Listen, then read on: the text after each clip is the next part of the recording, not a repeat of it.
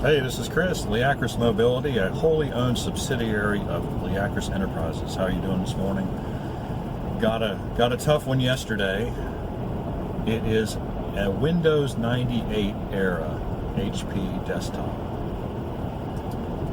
Wow, talk about stirring up old memories, man. That's about the time. Well, actually, I started messing with computers about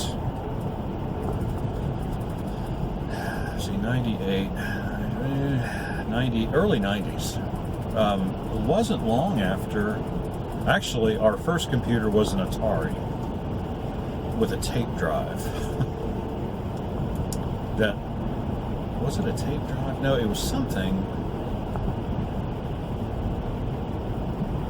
No, I don't think it had it. It was just the box. And you could play, of course, you could play games in it, but then there was also, I can't remember the details of it now. It was a cartridge or something that you could, or maybe you didn't need a cartridge.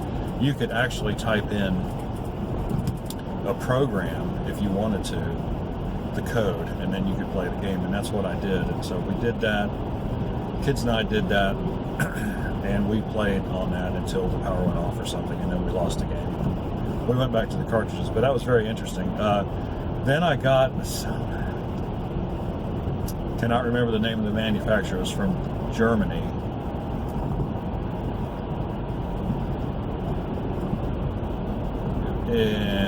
I don't remember everything. It was not like a full desktop. It was.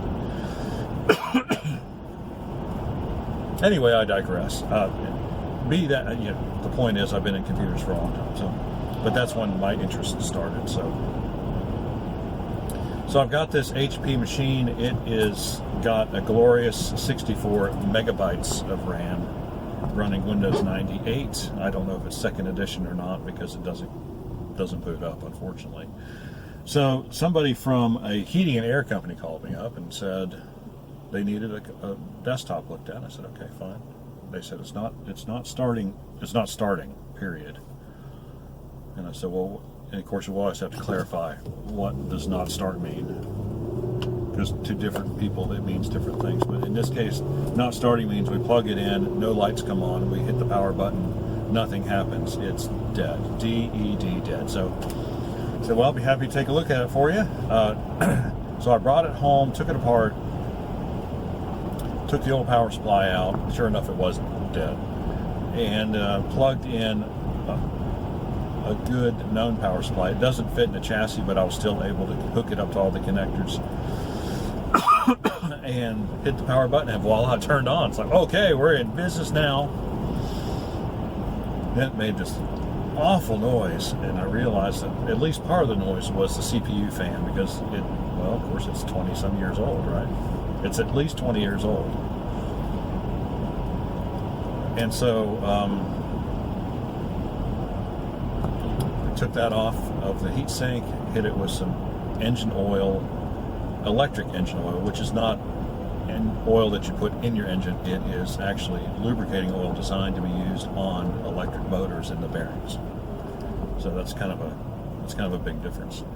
So I did that, and that quieted down quite a bit, and then I realized it was still making a lot of noise, and I realized the noise was emanating from the hard drive. So it's got this whine sound going on. I was like, oh my goodness, what's going to happen now? Well, it started, it went to the Windows 98 splash screen, and then it said it hadn't been shut down properly, so it's going to have to run ScanDisk. So it did that,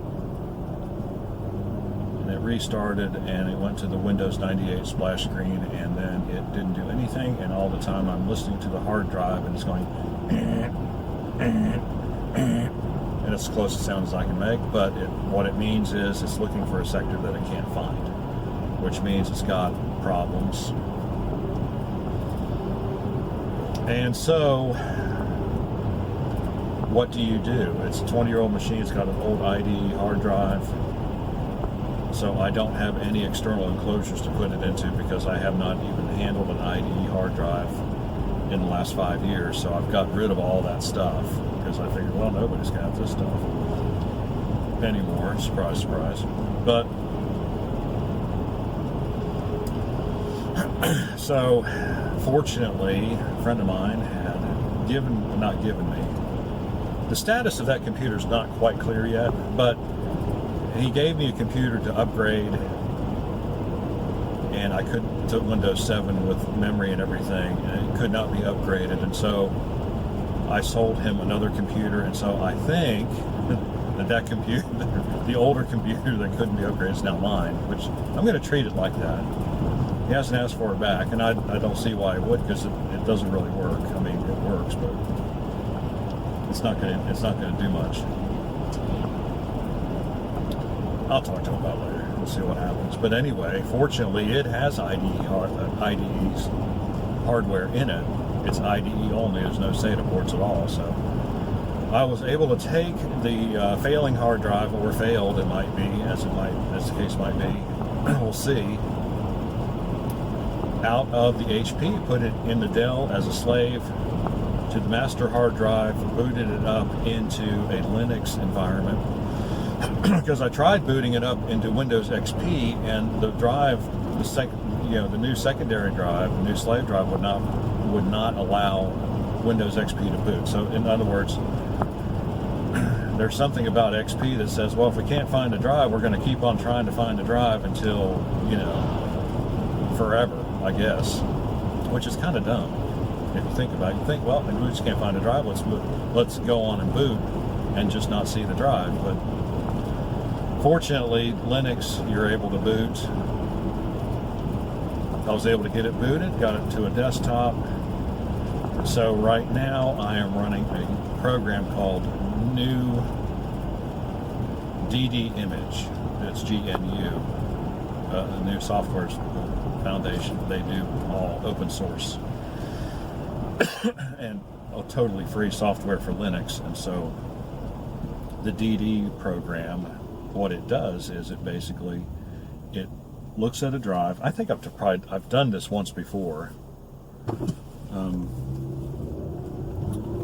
been about 6 or 9 months ago, I think. So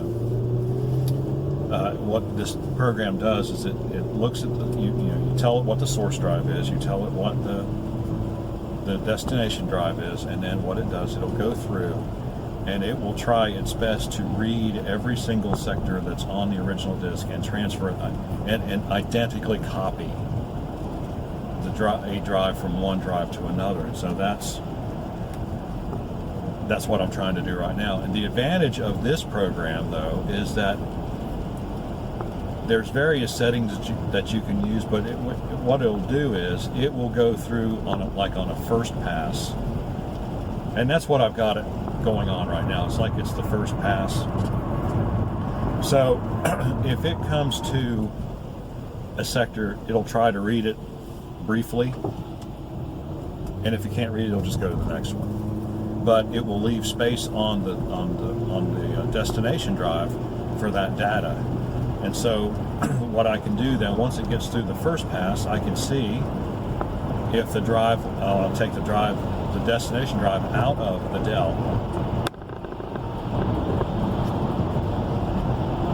and put it back in the HP and see if it boots. If it doesn't boot, then I'll have to take the destination drive back out, put it back in the Dell, and run this DD image. It's called DD Rescue. I think I misspoke earlier. And you can set it so that it will try these bad sectors X number of times. So you can say, well, and it won't try the good sectors again because it knows it's already got them, because it's got a log file that keeps track of those things. So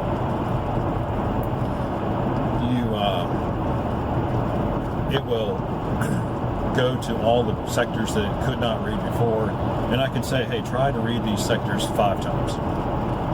And so it will spend 30 seconds to a minute on each sector trying to read it. And then if that doesn't work, well, of course you can set it actually to an infinite time, an infinite number of times. It's like you're going to look at that sector until you read it, or this thing's never going to finish. But that's not, if you can't get a sector read in 5 or 6 tries or 10 tries or whatever, it's probably just not, there's no data there. So that's what I'm doing today. I'm going to let it run through that first time. Hopefully the drive boots. And I forgot to say, the purpose of the computer is to run a heating and air unit, which I've never seen that before. It must, I don't, some kind of computer control thing, from 20 years ago. And so the program's no longer available, of course,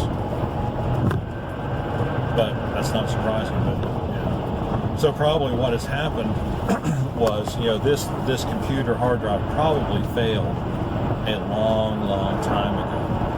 But the computer's probably been on, for 20 years. I mean, it's probably never been turned off. And so, when you have a program loaded in memory, as long as the computer stays on, and as long as it doesn't need disk access, which evidently it did not, then that program is going to continue to run, and that's probably the only thing that's ever been run on that computer. I mean, it's just a single-use computer, pretty expensive, actually. But back then you didn't have the little boxes that could do all the stuff, right? That you do now. There's, the whole computer on chip thing was a fantasy back then. So, but anyway, that part's fascinating. But what happened evidently is once the power supply died, that was it. And so now all these other problems that couldn't be seen before are now evident. And so I don't hold out much hope that the program can be transferred to another computer. The problem being that there's not exactly a whole lot of computers out there that'll run Windows 98 anymore, because nobody's been writing device drivers. I mean, once XP came out, 98 went into the garbage bin of history. I mean, nobody knows. It's like once XP came out, that was it. Windows 98 was rearview mirror material. And so, kind of like when Windows 7 came out, XP pretty much became rear window material. But the installed base was so great, and it still hangs on. But I digress. So much for the history lesson. That's what I am after today. I'm after some solutions, but the program DD Image has been running all night, and it is a third of the way through the drive. So it's going to be a while. It'll probably be sometime Sunday afternoon or Monday morning before it finishes this first pass. So just going to cross our fingers, because that's all we can do, and hope for the best. All right, well, I have rambled on way long, but I just thought it was interesting. Hope you find it that way as well. What's the moral of the story? Back up your data. Get a hard drive. Get an external hard drive. I don't care what kind of computer you have. Back up your data. Why is this truck only going 55 miles an hour? It is really annoying. And now, of course, I'm going to go around him. He speeds up to 60 and 65 and 70. Anyway, I'm out of here. Got any questions or comments? Leave them in the section below. Like and subscribe. We appreciate when you do. We'll see you on the next video.